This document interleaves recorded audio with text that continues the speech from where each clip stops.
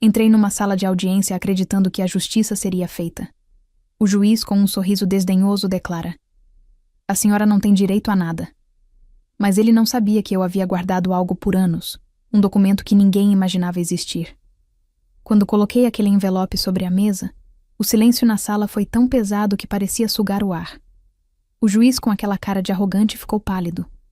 O advogado da outra parte começou a suar. E tudo o que eu construí sozinha, tudo o que tentaram tirar de mim, finalmente teve um nome: justiça. Se você já foi subestimado por alguém que achava que tinha todo o poder, deixe seu like agora e fique até o final, porque essa história vai te mostrar que documentos falam mais alto que arrogância. A história está apenas começando. Meu nome é Marcela Ferreira, e até os 32 anos, eu acreditava que havia construído uma vida sólida. Trabalhava como advogada corporativa em um escritório na Faria Lima, em São Paulo. Meu apartamento ficava na Vila Madalena, naquele trecho arborizado onde você ainda consegue ouvir passarinhos pela manhã, mesmo no meio do caos urbano. Acordava cedo, tomava café olhando a cidade acordar pela janela e seguia para o escritório onde passava horas revisando contratos, negociando cláusulas, protegendo empresas de processos milionários. Minha vida profissional era impecável. Em casa, eu dividia os dias com Ricardo, meu marido de 8 anos. Nos conhecemos na faculdade de Direito, mas ele seguiu outro caminho. Montou uma empresa de tecnologia, algo relacionado a softwares de gestão empresarial. Nos primeiros anos, jantávamos juntos todas as noites. Ele me contava sobre os clientes, eu falava dos casos do escritório, mas nos últimos meses, algo havia mudado. Ricardo chegava tarde, sempre com a mesma desculpa. Reuniões urgentes, prazos apertados, investidores exigentes. Eu queria acreditar. Afinal, eu também vivia mergulhada no trabalho. Mas havia algo no olhar dele, uma distância que não existia antes. Ele desviava os olhos quando eu perguntava sobre o dia dele.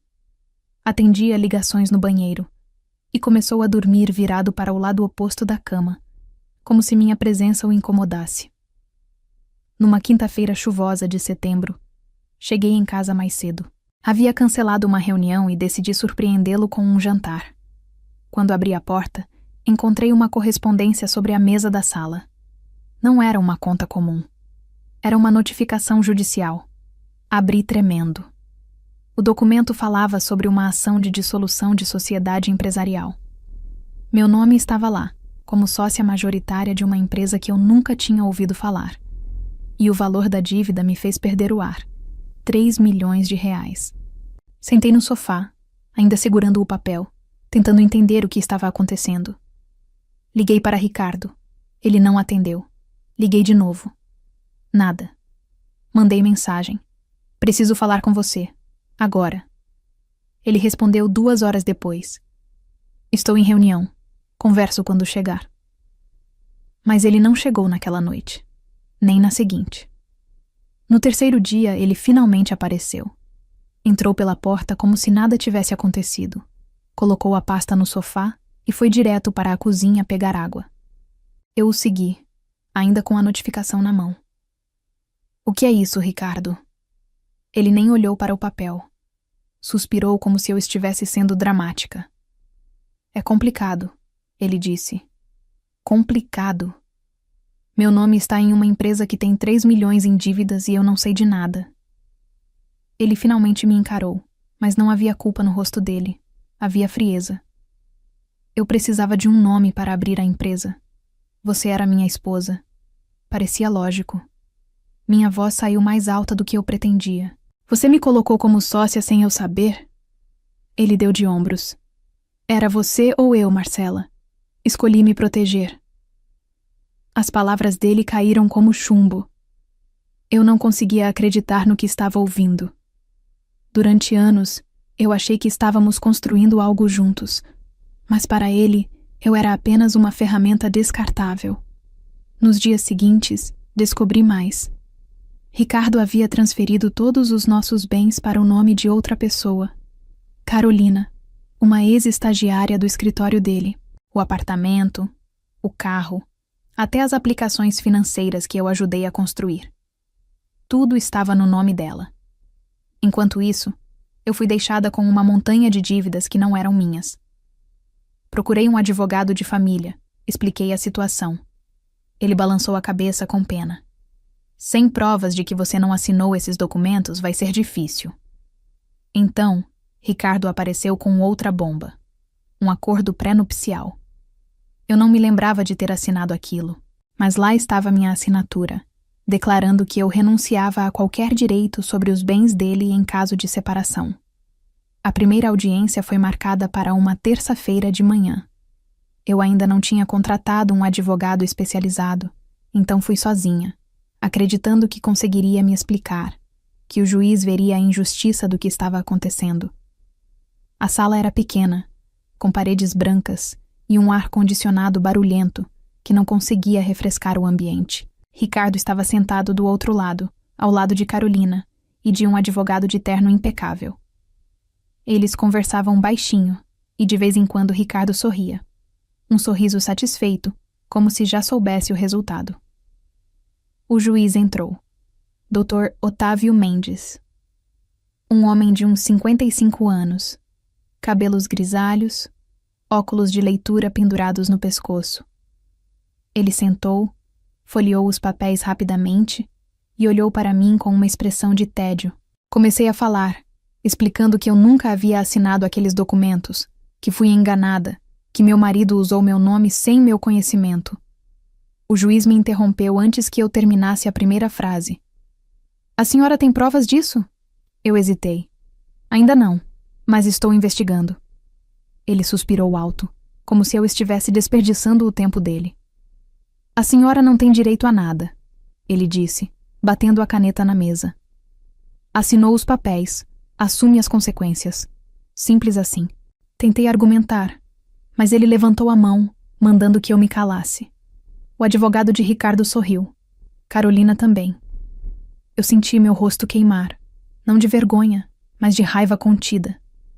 Saí daquela sala humilhada, mas com algo fervendo dentro de mim. Não era desespero. Era uma determinação fria, daquelas que você sente quando percebe que ninguém vai lutar por você, exceto você mesma. Naquela noite, sentada na sala vazia do apartamento que logo não seria mais meu, lembrei de algo. Anos atrás, a mãe de Ricardo, Dona Célia, me entregou uma caixa. Ela disse: "Guarde isso, Marcela. Você pode precisar um dia." A caixa estava guardada no fundo do armário, coberta de poeira. Abri com as mãos tremendo. Dentro, encontrei documentos antigos da empresa de Ricardo, papéis que Dona Célia havia guardado quando ele abriu o negócio. Havia contratos, e-mails impressos, até conversas entre Ricardo e o contador dele. Li tudo, linha por linha. E então vi. Minha assinatura nos contratos da empresa fantasma. Mas algo estava errado. A letra era parecida, mas não era minha. Os traços eram mais grossos, a inclinação diferente. Contratei uma investigadora particular, Renata, especialista em fraudes corporativas. Mostrei os documentos a ela. Ela examinou tudo com atenção e disse: "Isso aqui é falsificação. E tem mais. Esse padrão de comportamento não é isolado." Renata cavou fundo. Descobriu que Ricardo havia feito isso antes, com outras mulheres. Uma ex-namorada, uma sócia antiga. Ele usava pessoas próximas como laranjas, transferia dívidas para elas e desaparecia limpo. Era um golpe calculado, repetido, aperfeiçoado. Fizemos uma perícia grafotécnica. O perito confirmou. A assinatura nos contratos não era minha. Além disso, Renata encontrou e-mails entre Ricardo e o contador, conversas explícitas sobre como enquadrar a esposa. Eles discutiam abertamente, sem qualquer pudor, como se eu fosse apenas uma peça descartável em um jogo que eles jogavam há anos. Montei um dossiê completo. Documentos originais, perícias, gravações, tudo. Não era apenas para me defender. Era para expor o esquema inteiro. Contratei o Dr. Henrique Tavares, um advogado criminalista conhecido por não perder casos de fraude. Ele olhou o material e sorriu. "Eles vão se arrepender de ter mexido com você." A nova audiência foi marcada. Desta vez, eu não iria sozinha. E não iria como vítima. Iria como alguém que tinha a verdade do seu lado, documentada, provada, irrefutável. A sala de audiência estava cheia. Credores, advogados, Ricardo ao lado de Carolina, ambos com expressões confiantes. O juiz entrou. O mesmo Dr. Otávio Mendes, com a mesma postura arrogante de sempre. Ele sentou, ajeitou os óculos e olhou para mim como se estivesse prestes a encerrar aquilo rapidamente. Mas desta vez, eu não estava sozinha. Doutor. Henrique levantou e colocou um envelope grosso sobre a mesa. Meritíssimo, gostaria de apresentar novas provas que mudam completamente o contexto deste caso. O juiz franziu a testa, mas acenou para que ele continuasse. Dr. Henrique abriu o envelope e começou a distribuir cópias. Documentos originais da empresa, mostrando que minha assinatura havia sido falsificada. Laudos periciais confirmando a fraude. E-mails entre Ricardo e o contador, discutindo abertamente como me incriminar. O juiz pegou os papéis, começou a ler. Sua expressão mudou. A arrogância deu lugar a algo que parecia preocupação. Ricardo tentou interromper. Isso é um absurdo. Ela está inventando coisas. Mas Dr. Henrique não deu espaço. Ele continuou, implacável, apresentando cada prova, cada detalhe.